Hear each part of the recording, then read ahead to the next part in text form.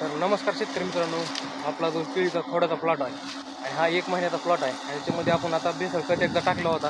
त्यानंतर आता जे आपल्याकडे बेसल शिल्लक राहिली त्याचा उपयोग कशा प्रकारे करायचा ते तुम्हाला सांगणार आहे. आणि 1 महिन्याच्या केळीच्या खोडाची प्लॉटची उंची चांगल्या प्रकारे झालेली आहे आणि बुंदा देखील कशा प्रकारे झालेला आहे आणि याच्यामध्ये कुठले खतं आपण वापरले आहेत आणि कशा प्रकारे या केळीच्या खोडाची काळजी घेतली जाते, किती दिवसाला पाणी दिले जाते, पूर्णपणे तुम्हाला माहिती देणार आहे. तर बघू शकता हा जो आपला केळीचा खोडाचा प्लॉट आहे हे बघू शकता 1 महिन्याची आहे आणि याचा बुंदा जो आहे आतापर्यंत कमीत कमी 25 ते 30 सेंटीमीटर आता झालेला असेल बुंदा. हा पूर्णपणे आपण जे डॉटर पिल्लो म्हणतात ते धरलं होतं आणि त्यानंतर जो आपलं खोड जे आहे ते त्याच प्रकारे वाळून चाललेला आहे, म्हणजे निम्यातनं एक खोड संपत आलेला आहे. हे बघू शकता अशा प्रकारे दाबलं तर ह्याच्यामध्ये हात जातोय, तर हे पूर्णपणे ह्याचा अंश जे आहे तो शोषून घेण्याचं काम चालू आहे. तर आता आपण इथं बेसळ डोस पाण्यामध्ये विरघळण्यासाठी चालू आहे, म्हणजे प्रत्येक प्लॉटला 100 मिली पाण्यामध्ये 100 लिटर पाण्यामध्ये 5 किलो बेसळ डोस, म्हणजे 5 किलो बेसळ खत आहे आपल्याकडे. जेव्हा आपण बेसळटा बांधण्यासाठी आणला होता आणि तोच बेसळ शिल्लक राहिलेली आणि तीच बेसळ आपण ह्याच्यामध्ये सोडत आहे. हे बघू शकता अशा प्रकारे पंप आहे. त्यानंतर हा जो लॅटरला जाणारा पाईप आहे त्याच्यामध्ये हे जोडलेला आहे आणि त्याच्यानुसार हे पाणी जे आहे ते ओढले जातं. ही पंपातनं हे औषध त्याच्यामध्ये चाललेलं आहे आणि पूर्णपणे बघू शकताय तर हे आपण पाण्यात विरघळून खत टाकलेलं आहे आणि प्लॉटला दिलं चालू आहे. तर आता प्रकारे जर वाऱ्याने जर तुमच्या प्लॉटची पानं फाटली असतील तर तुमच्याकडे भेसळ किंवा युरिया किंवा मॅग्नेशियम जर असेल तर तुम्ही प्लॉटला सोडत राहावा, कारण की जेणेकरून तुमच्या प्रकाश संश्लेषणाचे कार्य जे आहे ते फास्ट होईल आणि झाडाचा पोंगा देखील चांगल्या प्रकारे निघू शकतो. जर तुमचा प्लॉट अशा प्रकारे आला असेल, म्हणजे 1 ते 1.5 महिन्याचा प्लॉट असेल, खोडा प्लॉट असेल, तर तुम्ही मोकळं पाणी दिलं तर काही हरकत नाही.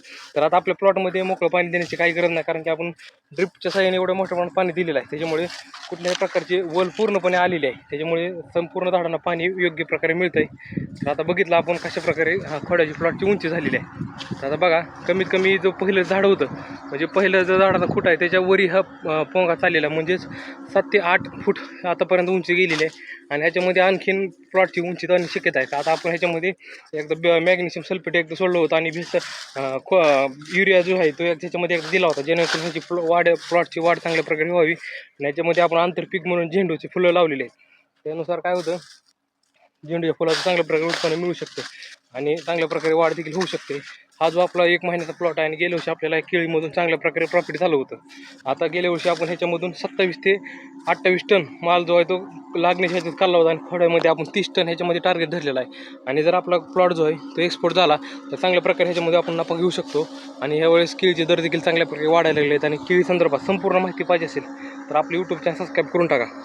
तर बघितलं की तुम्ही कशा प्रकारे प्लॉटची उंची झालेली आहे. 1 महिन्याचा प्लॉट आहे, म्हणजे खोडा धरून आपण जेव्हा खोडा धरला होता तेव्हा एकदम लहान पिल्लं धरली होती, म्हणजे खोड एक एक इंचाची पिल्लं धरली होती. आणि त्यानुसार आता बघू शकता उंची काय बघितली तर तुम्ही चकित होता, आश्चर्यचकित होता की एवढ्या मोठ्या प्रमाणात उंची झालेली 1 महिन्याचा प्लॉट. आणि ह्याच्यामध्ये पाणी व्यवस्था पण चांगल्या प्रकारे आहे. पानं जर बघितली तर एवढ्या मोठ्या प्रमाणात पानं निघायला लागलीत बघा.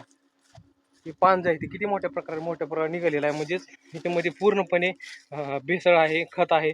त्यानंतर जे प्लॉटला जेव्हा पाहिजे तेव्हा आपण ह्याच्यामध्ये टाकलेलं आहे, त्याच्यामुळे ह्याच्यामध्ये कुठल्याही प्रकारची अडचण आपल्याला आलेली आहे आणि चांगल्या प्रकारे उंची देखील गेलेली आहे आणि चांगल्या प्रकारे बुंदा देखील झालेला आहे. हा जो आपला प्लॉट आहे तो एकूण 1200 झाडाचा आहे आणि गेल्या वेळेस आपल्याला मी सांगितलं की तुम्हाला 27 टन आपण ह्याच्यामधून माल काढला होता. ह्यावेळेस आपण 30 टन माल ह्याच्यातून घेण्याचा प्रयत्न करणार आहोत. आणि बुंदा देखील बघितला तर 27 ते 28 इंच झालेला आहे बुंदा, म्हणजे आता 30 इंच बुंदा व्हायला लागला आहे. आता आपल्याला ह्याच्यामध्ये टार्गेट आहे की 40+ बुंदा जो आहे तो गेला पाहिजे.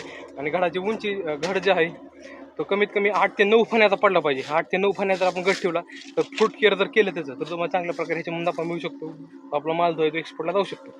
आणि पूर्णपणे या पर्याशी कुठल्या कशा प्रकारे कॉन्टॅक्ट करा ही संपूर्ण आपल्या यूट्यूब चॅनल तुम्हाला माहिती मिळणार आहे. जर तुम्हाला काही संदर्भात काही प्रश्न होत्या कुठल्या स्टेजमध्ये काय सोडलं पाहिजे, कारण की आता सध्या ऊन टेम्परेचर फार आहे आणि त्याच्यामुळे काय होतं सनबर्निंग जास्त होतं. पण आता आपल्या प्लॉटला चांगल्या प्रकारे मॅच झालेला आहे ऊन आणि त्याच्यामुळे काही अडचण नाही. आपण ह्याच्यामध्ये एकदा मॅग्नेशियम सल्फेट एकदा सोडलेला आहे. जेव्हा तुमच्या प्लॉटला काळोख पाहिजे असेल तेव्हा तुम्ही युरिया आणि मॅग्नेशियम सल्फेट सोडू शकता, जेणेकरून तुम्हाला चांगल्या प्रकारे ह्याच्यामध्ये फायदा होऊ शकतो.